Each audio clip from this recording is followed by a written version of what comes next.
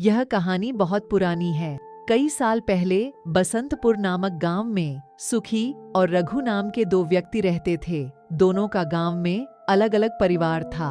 दोनों एक दूसरे के अच्छे मित्र थे। दोनों हमेशा एक दूसरे के सुख दुख में साथ देते थे। दोनों खेतीबाड़ी से अपना जीवन व्यतीत कर रहे थे। एक दिन दोनों गांव में बने एक चबूतरे पर बैठकर बातें कर रहे थे, तो खेत में लगी फसलों के बारे में बात करते हुए सुखई कहता है, धान की फसल तो अब की बार अच्छी लगी हुई है। हाँ, ये सब प्रभु की कृपा है। प्रभु की कृपा तो है, साथ में कर्तव्य भी तो होना चाहिए। बिना कर्तव्य के मुंह में निवाला भी नहीं जाता, उसके लिए उंगलियों को मेहनत करनी पड़ती है। हाँ, तुमने सही कहा। बिना मेहनत के संसार में कुछ नहीं मिलने वाला। इस साल धान की फसल काटकर क्या लगाने का इरादा है? आलू मटर लगाने का इरादा है। मैं भी यही सोच रहा हूँ। दोनों बातचीत कर ही रहे थे कि इतने में चार लोग एक व्यक्ति को चारपाई पर लेटाए हुए वहीं से गुजर रहे हैं। अरे अरे, ये कौन है? इनका क्या हुआ है? यह रामधन भाई है। इन पर न जाने किसने हमला करके सारा शरीर लहूलुहान कर दिया है। हम लोग सुबह सुबह खेतों की तरफ निर्मित होने गए थे, ये वहीं बेहोश पड़े थे। तो हम लोग इन्हें उठाकर उनके घर ले जा रहे हैं। रामधन की हालत देखकर रघु कहता है, वह तो ठीक है, पर इनको जल्दी से अस्पताल ले जाओ। फिलहाल तो घर ले जाएंगे, फिर घर वाले जैसा चाहेंगे वैसा करेंगे। चलो हम भी घर चलते हैं। सुखई और रघु भी उनके साथ चल दिए। जब वह लोग रामधन के घर पहुंचे तो उसकी हालत देखकर घर में कोहराम मच जाता है। रोना बंद करो, इन्हें जल्दी से अस्पताल ले जाओ। सुखई के इतना कहने पर घर वाले और वह लोग रामधन को लेकर अस्पताल की ओर चल देते हैं। उनके साथ सुखई और रघु भी चल देते हैं। अस्पताल पहुंचने पर डॉक्टर उसको देखता है और देखने के बाद इलाज शुरू कर देता है। इलाज से जब रामधन के हालात में कोई सुधार नहीं आता तो डॉक्टर कहता है, जो मुझे करना था वह मैंने कर दिया। उनको होश नहीं आ रहा है। मेरी राय में तो उन्हें किसी ओझा तांत्रिक को दिखाइए। क्या ओझा और तांत्रिक को? हाँ, मुझे कुछ भूत प्रेत का संदेह लग रहा है। भूत प्रेत का? हाँ, मैंने इतना इलाज किया पर कोई असर नहीं हो रहा है, इसलिए कह रहा हूँ। हमारे गांव में कभी किसी को ऐसा नहीं हुआ। समय की चाल का कभी कुछ कहा नहीं जा सकता। पता नहीं कब किसको क्या हो जाए। ठीक है डॉक्टर साहब, हम लेकर जा रहे हैं। इतना कहकर वह लोग रामधन को तांत्रिक के पास ले जा रहे थे कि रास्ते में रामधन की मौत हो गई। मौत होने के बाद लोग उसके मृत शरीर को घर ले आते हैं और घर आकर उसका अंतिम संस्कार कर देते हैं। आज दिन भर कहाँ रहे? ना खाने की फिक्र, ना पीने की। अब तुमको क्या बताऊं? चलो, जो खाना है वह दे दो, मैं खा लूंगा। वहीं दूसरी ओर रघु की पत्नी रघु से कहती है, सुबह के निकले, अब घर आए हो, कम से कम पेट की फिक्र तो की होती। काम ही ऐसा पड़ गया था जो अब आया हूँ। अच्छा चलो, जो बना है दे दो, खा लूं। दोनों अपने अपने घर में खाना शुरू कर देते हैं। तभी कमला अपने पति सुखई से बात करती है, मैंने सुना है आज गांव में रामधन भैया की मौत हो गई है। हाँ, वहीं थे हम लोग। क्या हुआ था उनको? कुछ नहीं, बस ऐसे ही बीमार हो गए थे। मैंने तो सुना है उनकी मौत भूत प्रेत ने की है। ये बात तुझे किसने बताई? इधर से कुछ लोग कहते हुए जा रहे थे तो मैंने सुन लिया। ये दुनिया है, कुछ भी भक्ति रहती है। तुम चुपचाप खाना खाओ और सो जाओ। इधर सुमन भी अपने पति रघु से यही सवाल करती है, अभी तक तो इस गांव में ऐसा सुनने को नहीं मिलता था, ये बात पहली बार सुनने में आई है। क्या सुनने को मिला? यही कि किसी प्रेत आत्मा ने रामधन भैया को मार डाला। तुमसे किसने कहा? मैं कुएं पर पानी भरने गई थी, तभी 2-4 औरतों वहां पर यह बातें कर रही थीं, तो मैंने सुन लिया। औरतों को तो बस यही बात आती है, तिल का ताड़ बनाना। चलो खाओ पियो और सो जाओ, सुबह जल्दी उठकर खेत पर काम करने जाना है। इधर यह लोग खाना खा पीकर सो जाते हैं।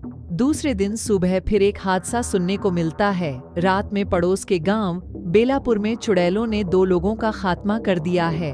खबर सुनकर सुखई और दूसरे लोग वहां सच्चाई जानने के लिए जाते हैं। वहां पहुंचकर सुखई कहता है,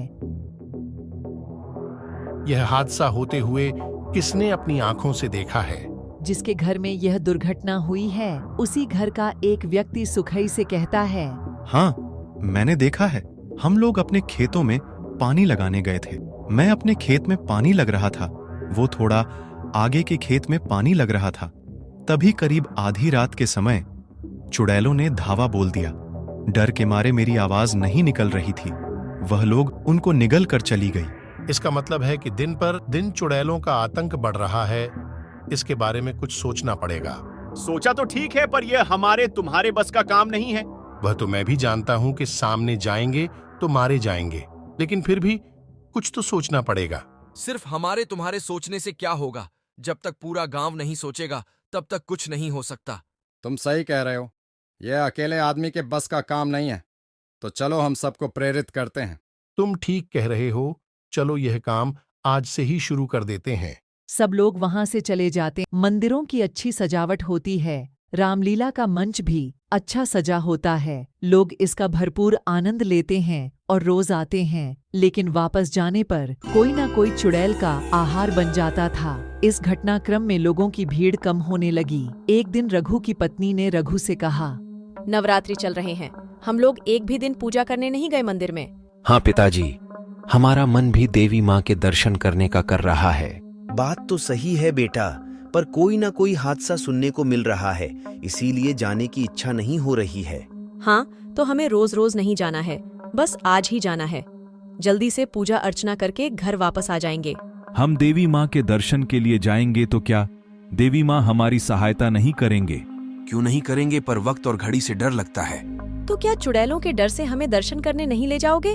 अपने पिता के मुंह से यह शब्द सुनकर रंजीत कहता है, हाँ तो यह तय हुआ, हम शाम को मंदिर जाएंगे। शाम के समय रघु और उसकी पत्नी सुमन तथा बेटा रंजीत पूजा की सारी सामग्री एवं फूल मीठा लेकर गांव के बाहर बने दुर्गा मंदिर जाते हैं। तीनों माता के समक्ष बैठ जाते हैं और बैठकर पूजा अर्चना करने लगते हैं। फल फूल मीठा चढ़ा देते हैं। यह सब करने के बाद देवी माँ से अर्ज करते करते हुए सुमन कहती है, हे देवी माँ, आप बड़ी दयालु हैं और कृपालु है। आप सब दुखियों की पुकार सुनती हैं। हाँ हाँ, आप बड़ी दयालु हैं। आपसे मेरी बस यही विनती है कि हमारे क्षेत्र में जो चुड़ैलों का आतंक फैला है, उससे हम सब लोगों को छुटकारा दिलाओ। बेटा चिंता ना करो, समय आने पर देवी माँ सब संभाल लेगी। माँ भी परीक्षा लेती है कि कौन दुखों के साए में रहकर मेरे मंदिर में आता है। अच्छा पुजारी जी, अब हम लोग चलते हैं। जाओ, भगवती माँ तुम्हारी रक्षा करें। आज तो भगवती ने हमें खाने के लिए बहुत अच्छा खाना भेजा है। सही कहा बहन, तुमने रोज तो सिर्फ पुरुष भी मिलते थे, लेकिन आज तो एक पुरुष, एक स्त्री और एक बच्चा भी है। आज बड़ा मजा आएगा खाने में, चलो टूट पड़ो खाने पर। इतना कहकर सभी चुड़ैले इन्हें पकड़ने के लिए आती है। तभी इतने में शेर की गर्जना सुनाई देती है। अब तो मौत दोनों तरफ से आ गई। एक तरफ है चुड़ैल और दूसरी तरफ है शेर। घबराओ नहीं पिताजी, यह शेर हमारी रक्षा के लिए आ रहा है।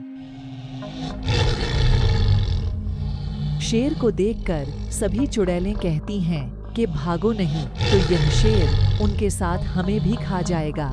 इतना कहकर सभी चुड़ैलें भाग जाती हैं। शेर को धन्यवाद देते हुए रंजीत कहता है, शेर जी आपका बहुत बहुत धन्यवाद। सही समय पर आकर आपने हमारी जान बचा ली। शेर भी धन्यवाद का स्वीकार लेते हुए सर हिलता है। फिर तीनों लोग अपने घर चले जाते हैं और घर पहुंचकर बात करते हैं। जान बची तो लाखों पाए लौट के बुद्धू घर को आए।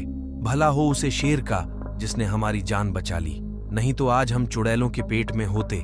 पिताजी, देवी माँ की कृपा हम पर बरसी है।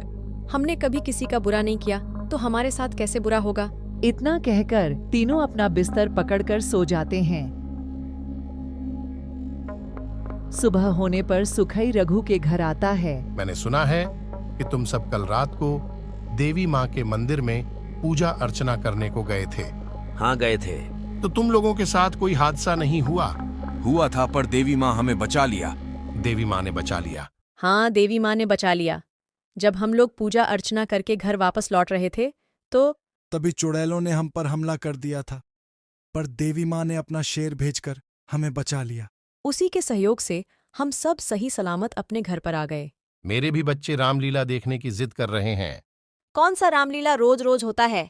साल में एक बार ही तो होता है, जाकर दिखा लाओ। दिखा तो लाऊंगा, मुझे अपनी जिंदगी की फिक्र नहीं है, पर मेरे बच्चों की जिंदगी चली गई तो। तुम भी अपने दोस्त की तरह डरपोक जैसी बातें करते हो। अरे मौत से किसे डर नहीं लगता। कल कैसे थर थर कांप रही थी, वह तो शुक्र हुआ उस शेर का जिसने हमारी जान बचाने में हमारी मदद की। सुखई भाई तुम जाओ, इसके बहकावे में मत आओ। ठीक है। इतना कहकर सुखई अपने घर के लिए चल देता है। सुबह सुबह कहाँ चले गए थे? कब से चाय बनाकर तैयार है। रघु के घर गया था उसके हाल खबर लेने।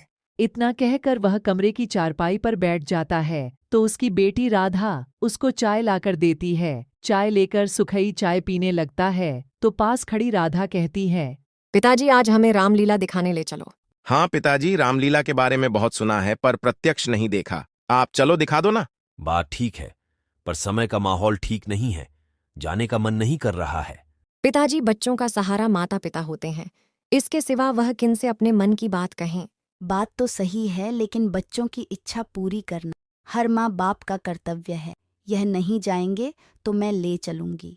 अब तुम मजबूर कर रही हो तो चलना ही पड़ेगा।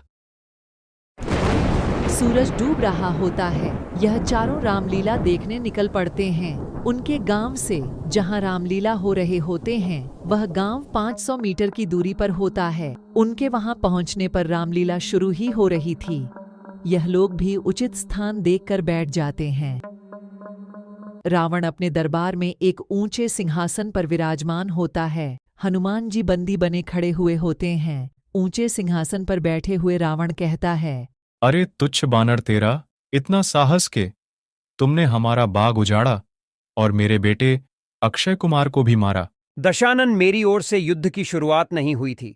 आपके बेटे अक्षय कुमार ने युद्ध पहले शुरू किया था। मैं तो केवल फल तोड़कर खा रहा था। जिस वनवासी ने तुझे यहाँ दूत बनाकर भेजा, उसे वनवासी ने तुझे खाने की सामग्री देकर क्यों नहीं भेजा? बाग भले ही तुम्हारे हैं, लेकिन पेड़ में लगे हुए फल तो श्री राम के हैं। अरे दुष्ट वानर हमारी सभा में रहकर राम की बड़ाई कर रहा है। वही तो दुनिया के कर्ता धर्ता है। उनकी बड़ाई ना करूं तो किसकी करूं? जय श्री राम। हनुमान के यह शब्द सुनकर अपने सेवक को आदेश देते हुए रावण कहता है, सेवकों, इसे पकड़ो और इसकी पूंछ में आग लगा दो ताकि यह जलकर भस्म हो जाए। रावण के आदेश अनुसार सेवक हनुमान को पकड़ लेते हैं और उसकी पूंछ में आग लगा देते हैं। आग लगने पर हनुमान को रावण कहता है, अब तुझे कोई बचाने नहीं आएगा, तू जलकर राख हो जाएगा। रावण, यह आग मुझे नहीं जलाएगी बल्कि तेरी लंका को जलाएगी। इतना कहकर हनुमान जी आकाश में उड़ते हैं और सारी लंका में आग लगा देते हैं। लंका धू धू करके जलने लगती है। लंका को जलते हुए देखकर सभी लोग तालियां बजाते हैं। यह प्रसंग देखकर सब लोग जाने लगते हैं तो मंच परिषद का अध्यक्ष माइक से, आज बड़ी विडंबना से कहना पड़ रहा है कि आजकल लोगों में भक्ति की आस्था कम होती जा रही है। इस कार्यक्रम को देखने के लिए कम लोग आ रहे हैं। अध्यक्ष की ए पुकार सुनकर मंच पर चढ़कर सुखई कहता है, नहीं अध्यक्ष जी, लोगों में आस्था की कमी नहीं हुई है, बल्कि लोगों ने चुड़ैलों से डरकर यहां आना कम कर दिए हैं। इस बात को मैंने भी सुना है, पर इस कार्यक्रम की वजह से मैं ध्यान नहीं दे पा रहा हूं। मैं तुम्हें यह भरोसा दिलाता हूं, इस कार्यक्रम के पूरा करने के बाद चुड़ैलों का सर्वनाश करवाऊंगी। मेरी पहचान में एक बहुत बड़े तांत्रिक बाबा हैं जिनका नाम अछोरे शंकर है। मैं उनसे यह कार्य करवाऊंगी। अब आप सब लोग अपने अपने घर जाओ और अपने गांव वासियों से कह दो कि यह काम दशहरा के दिन शाम को होगा। ठीक है अध्यक्ष जी, इस काम में जो भी खर्चा लगेगा वह हम सब मिलकर देंगे। सुखई अपने परिवार के साथ चल देता है। रास्ते में जब वह लोग जा रहे होते हैं तो उन्हें देखकर चुड़ैलें घेर लेती हैं। अच्छा हुआ कि तुम सब हमारे भोजन के समय उपस्थित हो गए हो। हमें ढूंढने की ज्यादा कठिनाई नहीं हुई। चुड़ैलों का यह वाक्य सुनकर कर्ण हिम्मत बांधते हुए कर्ण कहता है, अरे चुड़ैलों, मौसी खाना है तो खा जाओ, पर खाने से पहले अपना घर तो देखो। क्या हुआ हमारे घर को? तुम्हारे घर में एक तांत्रिक बाबा आए हुए हैं जो तुम्हारे परिवार वालों को कैदी बना रहे हैं। तो ये बात है? हाँ, पहले जाकर अपना परिवार बचाओ। ये चलो रे। इतना कहकर सभी चुड़ैलें अपने घर की ओर चल देती हैं। उनके जाने के बाद वह सब लोग लंबी चाल बढ़ाकर अपने घर की ओर चल लेते हैं। घर जाने के बाद करण से क्या युक्ति लगाई बेटे तुमने, नहीं तो शिकार हो जाते। मैंने ये सब किताब में पढ़ा था कि मुसीबत के समय विवेक से काम लेना चाहिए। तुम्हारी वह पढ़ाई आज रंग लाई। इतना कहकर सब हंसने लगते हैं। एक दिन मुखिया का बेटा नंदू और बहू बिंदु दोनों साइकिल से घर वापस आ रहे थे, तो रास्ते में चुड़ैलों ने उन्हें भी अपना निवाला बना लिया।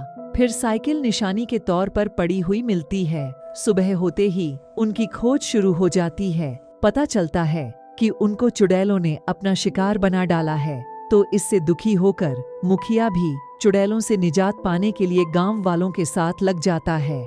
जब दशहरा वाले दिन रावण मारा जाता है, उसी रात गांव वाले, अध्यक्ष और तांत्रिक बाबा एक जंगल में इकट्ठा होते हैं और वहां हवन कुंड बनाया जाता है। फिर उसमें हवन आरंभ किया जाता है। वहां पर चुड़ैलें आकर अपना तांडव दिखाने लगती हैं और मंत्रों का उच्चारण होने लगता है। ओम नमो चामुंडाय विछे, ओम नमो चामुंडाय विछे, ओम नमो चामुंडाय विछे। इतने में अग्नि जैसी ज्वाला की एक शक्ति प्रकट होती है। प्रकट होकर तांत्रिक से बोलिए गुरुदेव, किस लिए आवाहन किया है? जाओ इस जंगल से इलाके तक, जो चुड़ैल मिले उसे पकड़कर आग के हवाले करती जाओ, ताकि यह लोग भय मुक्त हो सके। जो आज्ञा गुरुदेव। इतना कहकर वह शक्ति हवा में उड़ गई और एक एक करके सभी चुड़ैलों को आग के हवाले कर देती हैं और फिर वह खुद भी आग में विलीन हो जाती है।